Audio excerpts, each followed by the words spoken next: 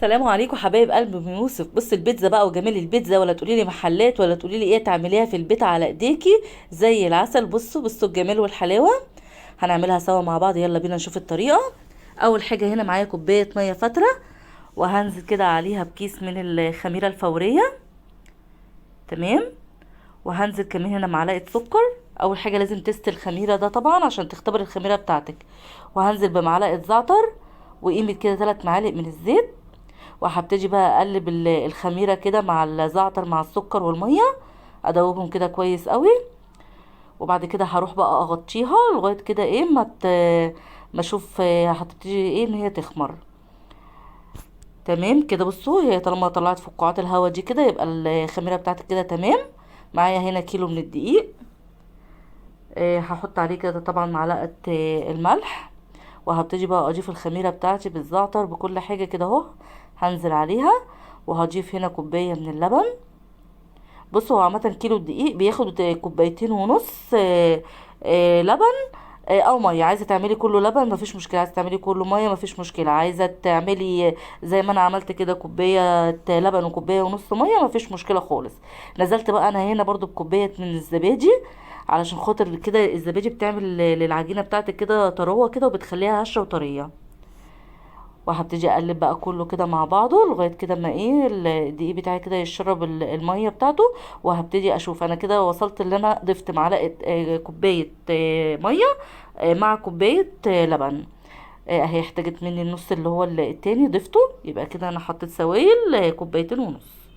زي ما قلت لك، عايزه كله لبن عايزه كله ميه. لبن وميه مفيش مشكله زي ما انت عايزه وحسب الامكانيات بتاعتك. نقلت بقى العجينه بتاعتي كده على الرخام عشان اعرف اعجن فيها. تقعدي بقى تعجني فيها الاول كده هتلزق منك، تفضلي بقى تعجني فيها كده لمده 10 دقايق لغايه ما العجينه بتاعتك تلاقيها مفيش اي تلزيق فيها، وتلاقي العجينه بتاعتك اتلمت. اول ما العجينه كده بقت تمام معايا ولمت معايا، هبتدي بقى احطها كده في البوله، وهدهن برضو وشها بالزيت بالشكل ده. وهبتدي بقى ان انا هغطيها وهسيبها كده في مكان دافي لمده ساعه تخمر. ويلا بينا كده هنبتدي نعمل مع بعض الصلصه كده اللي انا هدهن بيها وش العجينه بتاعتي. تمام. حطيت انا هنا معلقتين من الصلصه، عايز تعملي صلصه على ايديكي مفيش مشكله بالطماطم. انا هنا كانت عندي صلصه جاهزه، حطيت منها معلقتين كبار، وضفت عليهم كمان شويه من الكاتشب، معلقه من الزعتر، وشويه فلفل اسمر. دوبتهم كده مع بعض كويس قوي. تمام. الزعتر بيديكي طعم حلو قوي في العجينه بتاعتك، واللي برضو لما بتضيفيها في الصلصه بتدي طعم حلو معاكي.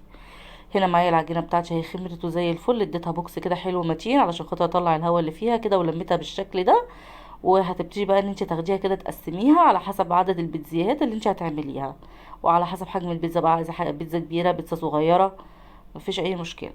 هبتدي كده اكورها، انا هعمل 4 من البيتزا، فكورتها كده 4 كور. وهبتدي بقى انا معايا الصينيه هنا هبتدي ادهنها بالزيت كويس قوي علشان خاطر ايه ما البيتزا بتاعتك ما تلزقش في الصينيه بالشكل ده كده.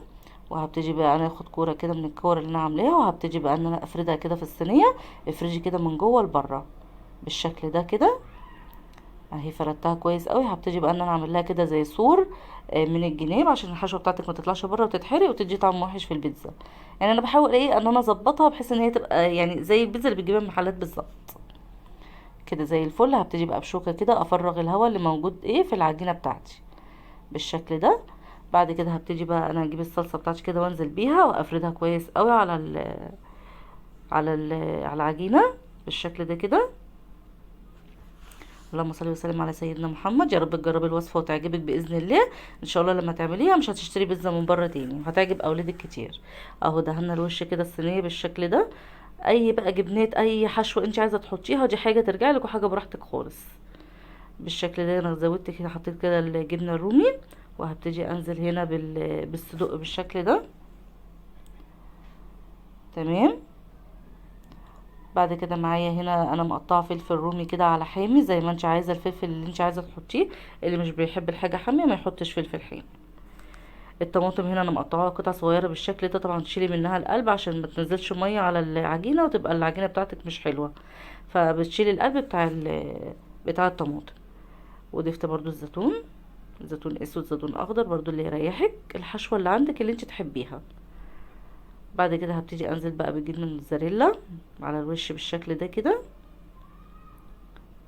الجبنه ديت اسمها جبنه الويجي، جميله جدا جدا في البيتزاهات والتباني مكرونات والحاجات دي، جميله قوي ليها مطه كده حلوه وطعم حلو.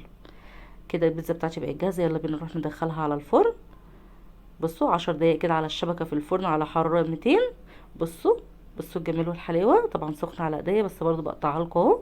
بصوا المطه بتاعت الجبنه تحفه تحفه تحفه. اوعي تنسيني بقى بلايك